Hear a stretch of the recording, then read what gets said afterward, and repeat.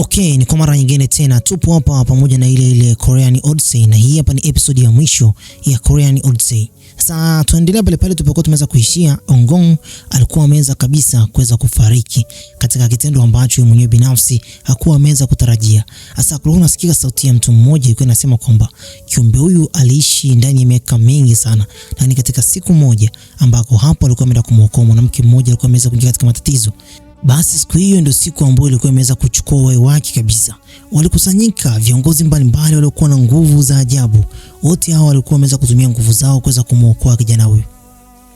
Kulingana na kile ambacho kimeweza kutokea, aliamua kwenda kujitenga na kukaa katikati ya pori, katikati ya pango kuu alilokuwa analiamini. Alikuwa na wafanyakazi tofauti tofauti, wote walikuwa ni wazee waliokuwa na hekima, lakini kibaya zaidi ni kwamba yale yote yalikuwa yameweza kutokea yalikuwa yameweza kumwathiri nafsi yake. Watoto wao walikuwa wanauliza kuhusiana na nini ambacho kimeweza kumpata kijana huyu. Anasema kwamba ni kifo tu, lakini yule aliyekuwa anampenda zaidi ndiye alikuwa anamuumiza zaidi. Watoto wao waliweza basi kuuliza maswali mengi, lakini kikubwa zaidi ni kwamba Ajusi alikuwa anajaribu kuweza kuwaficha wasiweze kugundua kwamba mtu huyo alikuwa na roho ya kichawi. Aliwaagiza kuelekea katika hilo pango, na huku walipoweza basi kufika katika hilo eneo, watoto wao walikuwa watoto watatu. Walitembea taratibu wakiwa na shangaa, lakini lengo la kwake Ajusi lilikuwa ni moja tu, Ongong aweze kutoka katika hilo pango na kuweza kurudi katika dunia ya kawaida. Ongong walikuwa watu wengi sana wanaweza kumuulizia, haswa hawa viumbe ambao walikuwa na nguvu za ajabu. Basi Ongong akaona hao watoto na kisha akaanza kuwauliza, nyinyi wakina nani? Mnafanya nini hapa? Watoto wao walikuwa hawana majibu ya kuweza kumjibu. Waliamua kuweza kukimbia, na kisha alimdaka mmoja wapo, na hapo akaamua kuweza kumuuliza nani alikuwa ameweza kuwatuma. Basi vijana hao waliweza kusema kwamba ni Devil King, yani Ajusi, na kisha Ongong akamwambia kwamba nenda kamwambie kwamba sihitaji kurudi katika dunia hiyo ambayo natamani mimi niweze kurudi, na wewe uweze kuondoka. Basi kijana huyu mdogo alikuwa ameweza kudondosha pale dinosaur, na hapo Ongong akawa ameweza kumpatia yule dinosaur. Kipindi ambacho mtoto basi amejaribu kuweza basi kwenda kumwokota yule dinosaur, hapo Ongong kuna picha na mawazo yaliweza kumjia kuhusu tukio la zamani kidogo, na hapo akili yake pamoja na mawazo mengi yakapelekea moyo wake kuanza kuuma. Mtoto huyu aliamua kwenda kumpa pole, lakini Ongong akamwambia kwamba ondoka hapa na uende mbali, rudi ulipotoka. Ongong alikuwa katika hali mbaya sana. Sasa huku tunaonyeshwa kwamba Mr. ICA pamoja na Ajusi walikuwa na discuss kwa nini Ongong mpaka kwa hivi sasa hataki kutoka katika hilo eneo la mapango. Wanatamani kwenda kumtoa, lakini hakuna mtu yeyote aliyekuwa ameweza kufanikiwa kuweza kuingia pale na kwenda kumtoa. Wanasema kwamba lile tukio lilikuwa limeweza basi kumuumiza nafsi yake. Mambo yote alikuwa ameweza kuyafanya yalikuwa basi yanamuumiza nafsi yake. Ile gungumaa ndio ilikuwa inamuumiza zaidi moyo wake. Wanasema kwamba baada ya gungumaa kuweza kumsaidia kuweza kupambana na yule kiumbe, basi moyo wake pia uliweza basi kupata maumivu makali, na mwisho wa siku uliweza kusimama kabisa. Basi wakina Mr. ICA waliweza kupambana kwa ajili ya kuweza kumsaidia. Ajusi anasema kwamba bila nyie kijana yule asingekurudi katika lile eneo, lakini hata hivyo mmeweza kumsaidia. Mr. ICA anasema kwamba kwa nini tusingeweza kumsaidia mtu ambaye ameweza kupambana kwa ajili ya taifa zima? Ajusi anasema kwamba tunapaswa tuweze kupanga mkakati kwa ajili ya kwenda kumuokoa huko alipo. Sasa wakapanga mkakati kwenda basi kumuokoa kupitia Samjang. Na Samjang sasa huko alipo kwa hivi sasa alikuwa chini ya ulimwengu huu, yani alikuwa ameshaweza kufa kabisa. Sasa mpango ulikuwa ndani ya mikono ya kwake Mr. ICA. Kwa alikuwa anatamani kuna kulifanya jambo hili katika hali ambayo ni kipekee. Huko Ongong alikuwa anajipigia ulabu tu kwa hivi sasa. Alikuwa haoni mbele wala haoni nyuma. Haioni future yake tena bila mwanamke yule. Alikuwa anaona kabisa kwamba huyo mwanamke kipindi ambacho alipokuwa anakunywa naye pole pombe mara kwa mara, alikuwa anapata maumivu makali sana. Hii inamaanisha kwamba kumbukumbu zake zilikuwa zinakuja kidogo, lakini kuna muda zinapotea. Mwanaume huyu kumbukumbu zake zilikuwa hazipo kabisa. Kipindi anakunywa pombe pale, maskini ya Mungu akaanza kusikia sauti ikiwa inamuita Ongong, Ongong. Ongong akaamua kwenda kuifuata hiyo sauti kipindi ambacho basi jaribu kwenda kumuita.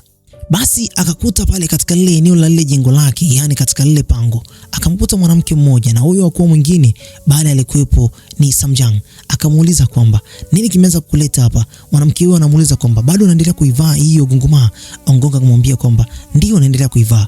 Basi mwanamke huyo akasema kwamba mbona tuliambiwa kwamba pindi nitakapokufa hiyo gungumaa nayo basi itaweza kupotea. Ongong akamwambia kwamba sio kweli. Mwanamke huyo anasema kwamba inamaanisha kwamba bado unanipenda?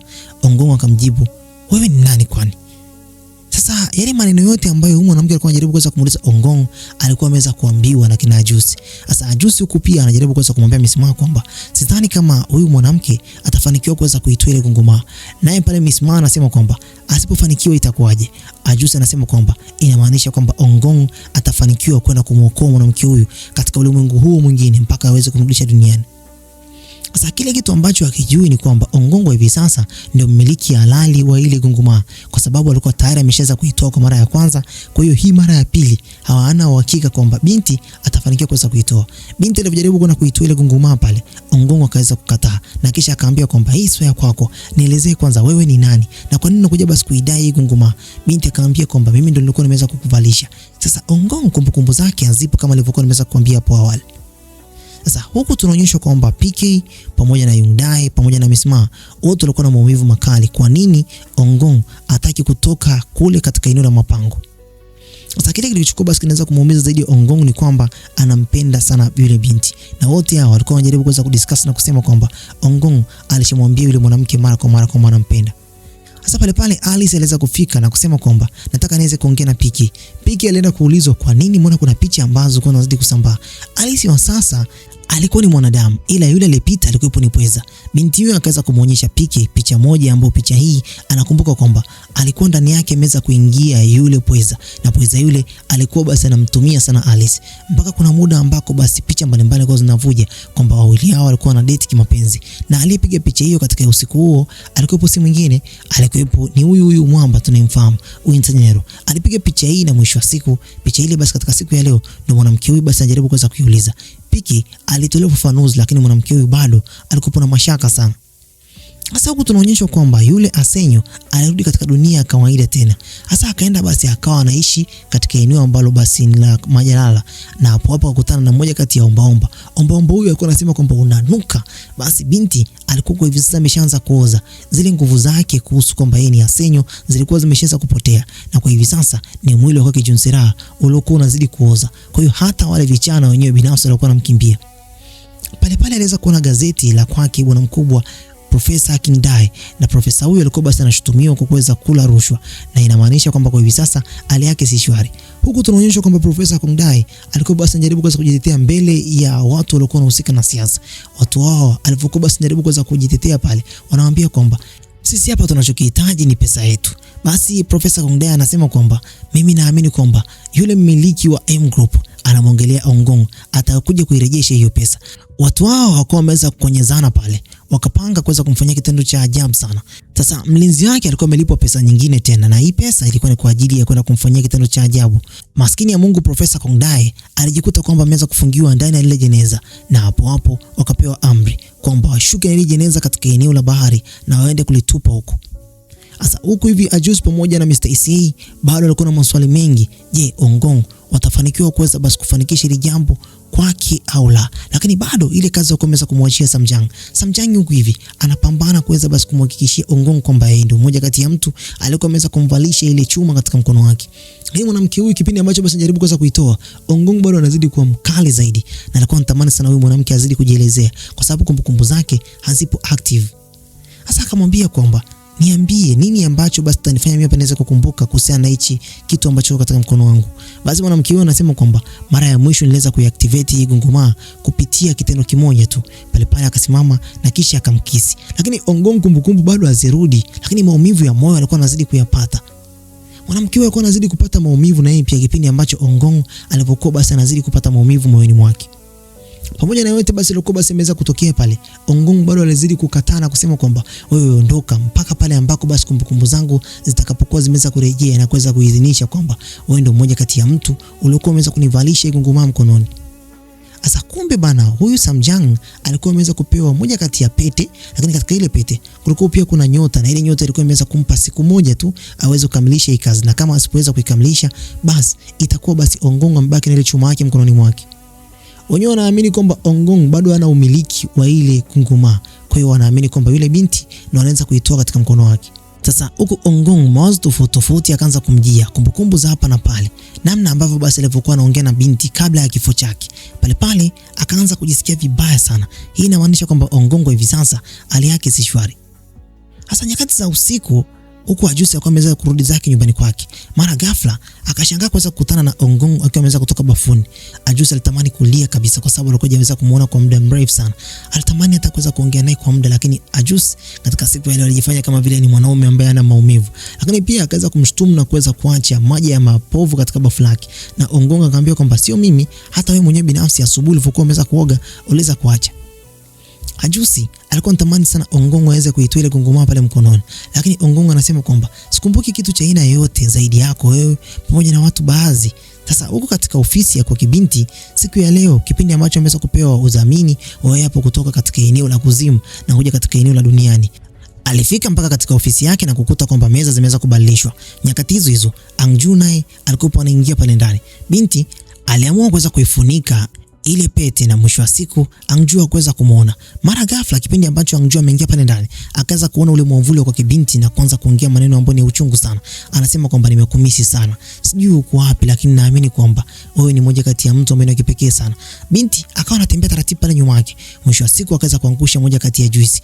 Binti si akainama hivi akasahau kuweza kufunika ile pete. Hapo Angju akawa ameweza kumuona. Maskini ya Mungu, Angju alianza kujipiga, akatamani kuweza kuzimia kabisa. Akasema kwamba ni bora niweze kuzimia. Akajipiga mpaka akaweza kuzimia. Asubuhi yake sasa, hapo bwana mkubwa Ajusi pamoja na msimamo alikuwa ameweza kufika pale. Wakamkabidhi moja kati ya mkataba na kisha akamwambia kwamba huyo Jin Xiaomi ambaye alikuwa ni bosi wako, naamini kwamba ulikuwa unamfahamu vema sana. Basi katika siku ya leo tunakukabidhi hizi contract kwamba wewe ndio mmiliki halali wa hii kampuni. Basi pale Angju alilia kinoma noma.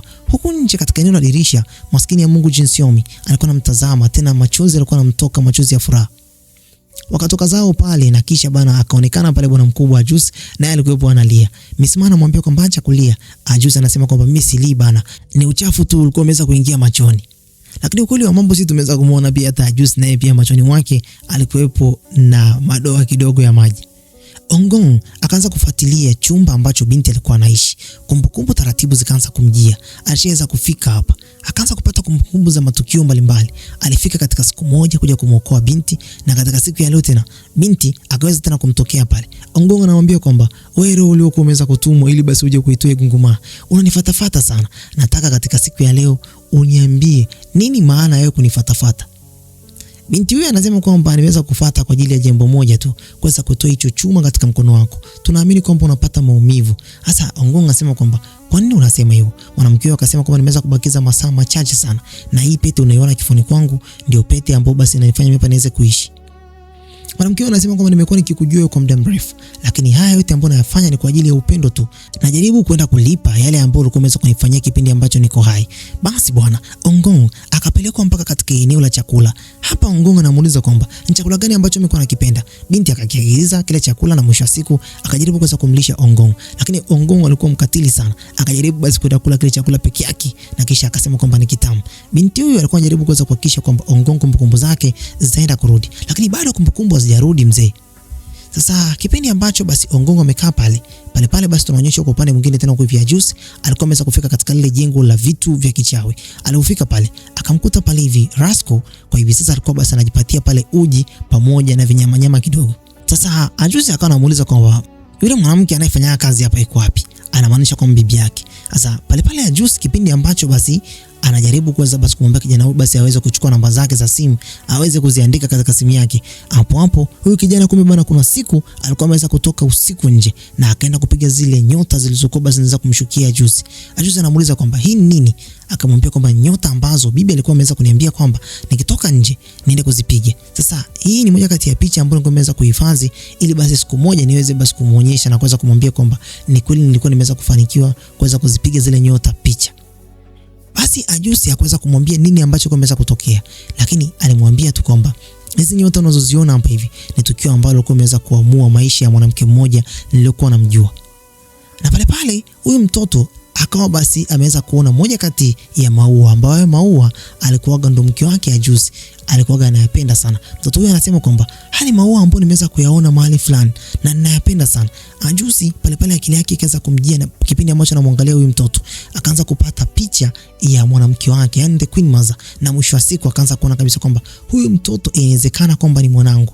Aliondoka pale kwa furaha sana, akafika katika mjengo wake kule, akaangalia picha ya kwa Queen Mother, na mwisho wa siku akakumbuka kwamba huyo mtoto hakuwahi kumuona mama yake hata siku moja. Sasa kwa upande mwingine tena tunaonyeshwa kwamba Piki alikuwa ameweza kumuona huyu Junsera ambaye ndani yake alikuwa Asenyo ambaye kwa hivi sasa hana nguvu tena. Kwa hiyo harufu ilikuwa inanuka sana pale ndani. Wanawake walikuwa katika lile eneo walisema kwamba sisi tunasikia harufu mbaya, lakini bwana mkubwa Piki akawaomba kwamba naomba basi niweze kuongea na rafiki yangu huyu amekuja kunitembelea. Akamfunika na kisha huyu mwanamke akamwambia kwamba nimekuja hapa na kuomba jambo moja tu. Naomba uende kunichoma, lakini pia nahitaji kuweza kupata jambo ambalo basi nitaweza kukuambia katika siku ya leo. Yaani kuhusiana na Junsera, nini ambacho mara ya mwisho alitamani kuweza kukuambia.